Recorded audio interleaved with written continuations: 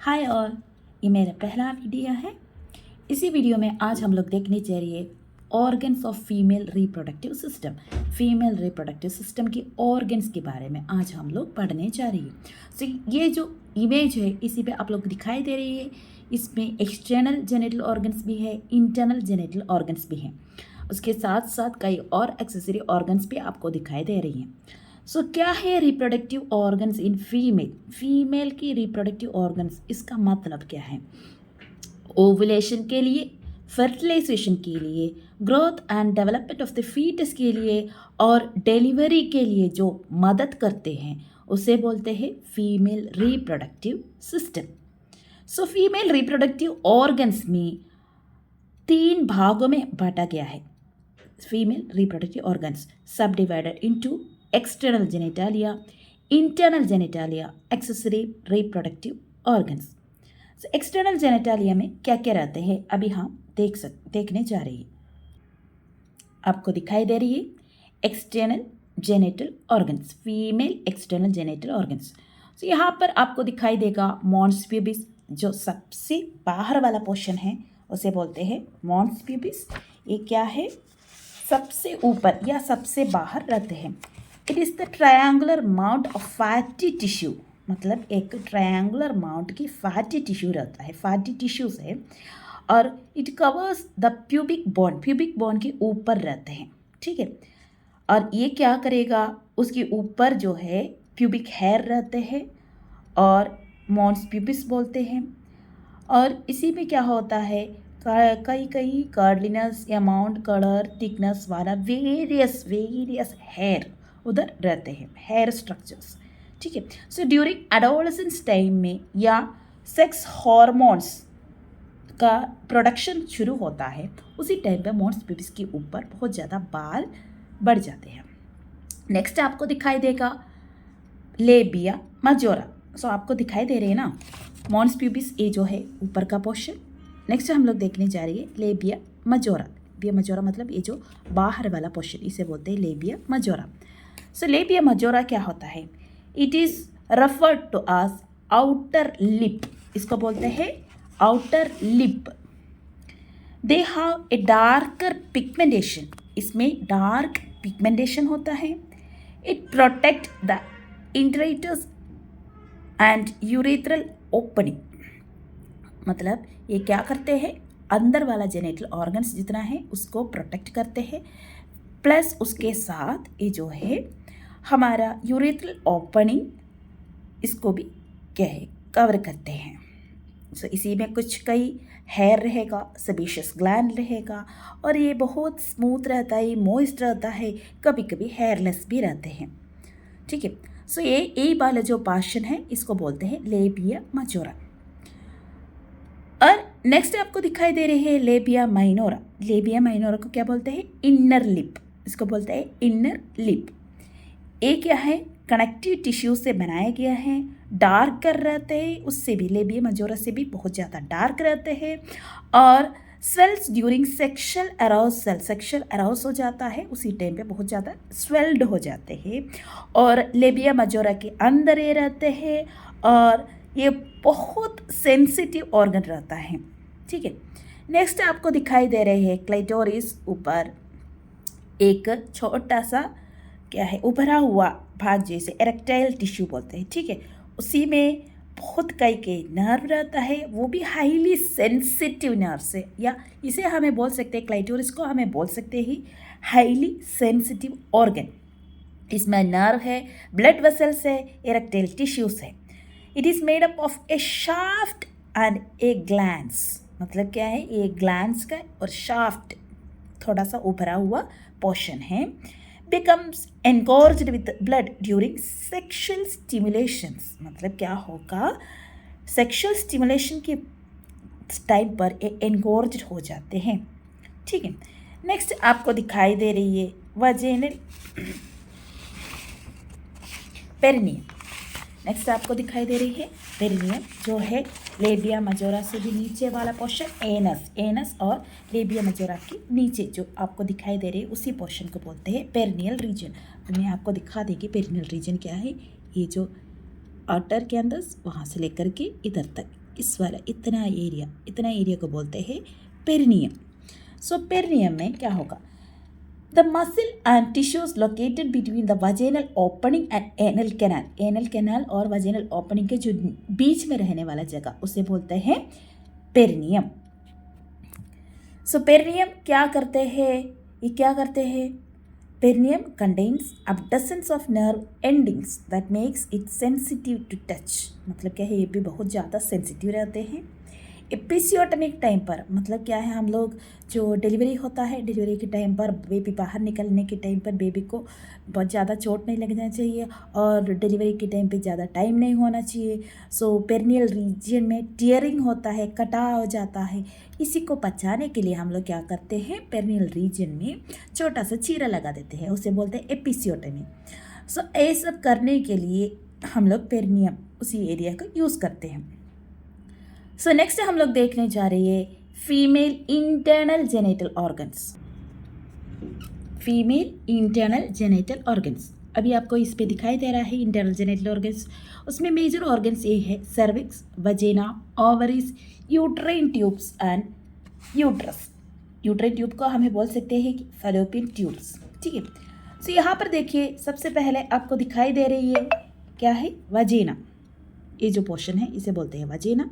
ये है सर्विक्स, ये वाला पोर्शन है यूट्रस, ये दोनों है फैलोपियन ट्यूब और दो ओवरीज आपको दिखाई दे रही है। सो वजीना क्या होता है, वजीना क्या है, क्या करते हैं, एक्सटर्नल और इंटरनल जेनिटल ऑर्गन्स को कनेक्ट करने वाला रास्ता उसे बोलते हैं vagina. It is located in between the bladder and rectum. Bladder और रेक्टम के बीच में वजीना रहते हैं। आज से passage way of menstrual flow क्या करते हैं, मेंस्ट्रुअल फ्लो होता है तब वो उसी को बाहर निकलने के एक रास्ता बनाते हैं। और यूट्रस से कुछ सेक्रेशंस होता है तो ये भी बाहर निकल जाते हैं। बर्थ के टाइम पर बेबी जन्म होता है, डिलीवरी होता है तो उसी टाइम पे बेबी बाहर निकलने का रास्ता भी ये बना देते हैं। और बार्थोलिन ग्लैंड्स रहता है, उसे और ल्यूब्रिकेट करने के लिए सहायता देते हैं। सो इतना है वजीना का काम। नेक्स्ट आपको दिखाई दे रहे हैं उसके ऊपर सर्विक्स। ये भी क्या है, एक मेजर ऑर्गन्स आते हैं, इंटरनल जेनिटल ऑर्गन्स के एक मेजर ऑर्गन है सर्विक्स। सर्विक्स क्या करते हैं, it connect the uterus to the vagina. Vagina और यूट्रस को कनेक्ट करने के लिए हेल्प करते हैं cervix. The cervical opening to the vagina is small. आपको दिखाई दे रहे हैं ना, देखिए ये जो यूट्रस है, यूट्रस और वजेना के बीच में रहने वाला रास्ता, ये है रास्ता। और ये जो रास्ता है बहुत छोटा सा है, आपको दिखाई दे रहे इधर एक छोटा सा रास्ता रहता है। और ये क्या करते हैं, ड्यूरिंग चाइल्ड बर्थ क्या होगा, बर्थ होने के टाइम पर ये जो सर्विक्स है वो ऊपर ऊपर जाते हैं और एकदम ढीला हो जाते हैं। सो बेबी उसी रास्ते से बाहर निकल जाते हैं। नेक्स्ट है हमारे एकदम इम्पोर्टेंट पोर्शन, इम्पोर्टेंट भाग, रिप्रोडक्टिव ऑर्गन्स भी इम्पोर्टेंट, ये जो पोर्शन इसे बोलता है यूट्रस। क्या है, commonly referred to as the womb, इसको बोलते हैं वूम्ब। ये पियर शेप्ड ऑर्गन है और इसका जो साइज जो है कैसे रहता है, एकदम छोटा सा रहता है। और एंडोमेट्रियम, मायोमेट्रियम, पेरीमेट्रियम ऐसे 3 परत रहता है इसमें। और बहुत बहुत बहुत ब्लड सप्लाई इसके अंदर रहता है और इसी से ही मेंस्ट्रुअल साइकिल होता है। अगर फर्टिलाइजेशन हो गया तो यहाँ पर ही फीटस का ग्रोथ एंड डेवलपमेंट होता है। सो ये क्या है, हमारा यूट्रस जो है रेक्टम और ब्लैडर के बीच में रहते हैं, रेक्टम और ब्लैडर के बीच में रहते हैं। और इसका वजन जो है 50 से 80 ग्राम के बीच में रहते हैं। नॉर्मल वजन 50 से 80 ग्राम के बीच में रहते हैं।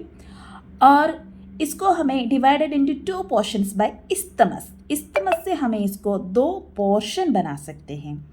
और इसी में आपको देख सकते हैं कि नॉर्मल पोजीशन, एंटीवर्शन एंड एंटीफ्लेक्शन। इसका नॉर्मल जो पोजीशन है एंटीवर्शन है और एंटीफ्लेक्शन में रहते हैं। और इसमें बहुत ज़्यादा ब्लड सप्लाई, अभी मैंने बोला है बहुत ज़्यादा ब्लड सप्लाई होता है। सो ये जो ब्लड सप्लाई है यूट्राइन आर्टरी देते हैं। यहाँ पर यूट्रस को सपोर्ट करके रखने के लिए 4 लिगामेंट्स 4 लिगामेंट सहायता देते हैं, round ligament, broad ligament, cardinal ligament, uterosacral ligament. तो एक और बार मैं बता रही है, यूट्रस को वहाँ पर एकदम अच्छे से पकड़ के रखने के लिए 4 लिगामेंट सपोर्ट करते हैं। सो सपोर्ट करने वाला लिगामेंट है round ligament, broad ligament, cardinal ligament and uterosacral ligament. So next हम लोग देखने जा रहे हैं, यूट्रस के दोनों तरफ आपको दिखाई दे रही है 2 फलोपियन ट्यूब्स आपको दिखाई दे रही है ना। सो अभी मैंने और दिखा रही है। सो देखिए यहाँ पर आपको दिखाई दे रही है, यूट्रस की दोनों तरफ 2 फलोपियन ट्यूब रहते हैं। यहाँ पर ये 1 फलोपियन ट्यूब और इधर दूसरा फलोपियन ट्यूब। सो फलोपियन ट्यूब क्या करते हैं, it is the pathway of ovum. Ovum को क्या है, ओवरी से यूट्रस तक पहुंचने का एक रास्ता बना देते हैं। और अगर फिर क्या है, ये सेक्सुअल कोइटस हो गया, सेक्सुअल इंट्रैक्शन हो गया, तो स्पर्म जो है यूट्रस तक पहुंचने का रास्ता बना देते हैं।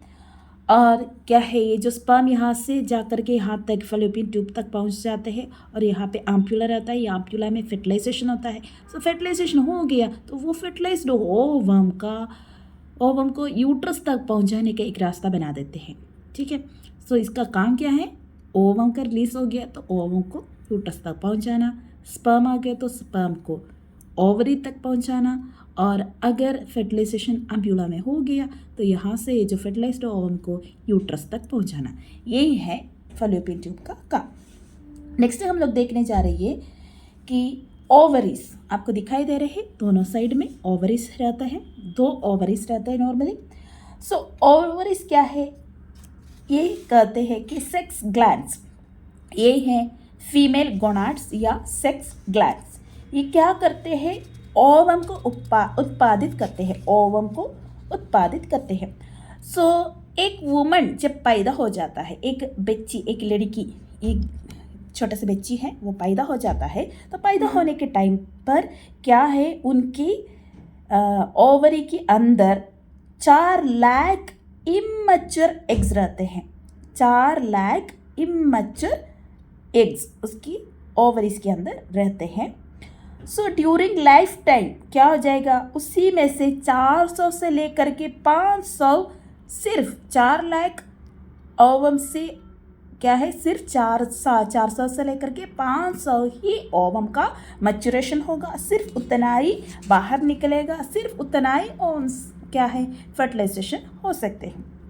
सो हर महीने में एक नॉर्मली एक ओवम का क्या है उत्पादन होगा, या एक ही ओवम बाहर निकलता है। सो नेक्स्ट हम लोग देखने जा रही है accessory organs of female reproductive system.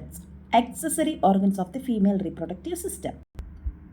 So female reproductive system का एक्सेसरी ऑर्गन्स क्या होगा, इसमें ब्रेस्ट आते हैं। ब्रेस्ट क्या करते हैं, इसे बोलते हैं मामरी ग्लैंड, क्या करते हैं, प्रोड्यूस मिल्क। और ब्रेस्ट के अंदर फैटी टिश्यूज़ रहता है, 50 से लेकर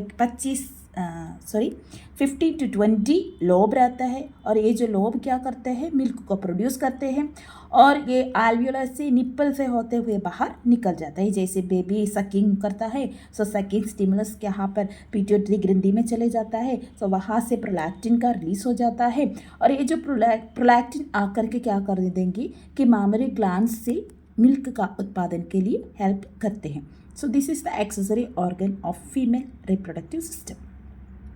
सो बच्चों, आज हम लोग क्या देखा है, फीमेल रिप्रोडक्टिव सिस्टम के बारे में देखे हैं।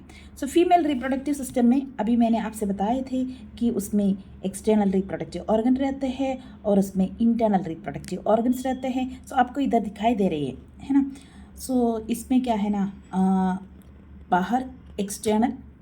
बाहर के जो है एक्सटर्नल रिप्रोडक्टिव ऑर्गन्स, तो यहाँ पर फिर यहाँ से आपका इंटरनल रिप्रोडक्टिव ऑर्गन रहता है, यह है आपका यूट्रस, फिर ये जो है फैलोपियन ट्यूब, ये है ओवरी। सो इतना है आज का हमारा क्लास। अगर आपको कुछ भी डाउट है मेरा क्लास से, आपको कुछ भी दिक्कत हो रहा है, तो प्लीज़ कमेंट दे दीजिए, सब्सक्राइब करिए। अगर कुछ और मुझे और एक्सप्लेन करना है तो बता दीजिए, मैं और इम्प्रूव करेंगी। Thank you for today.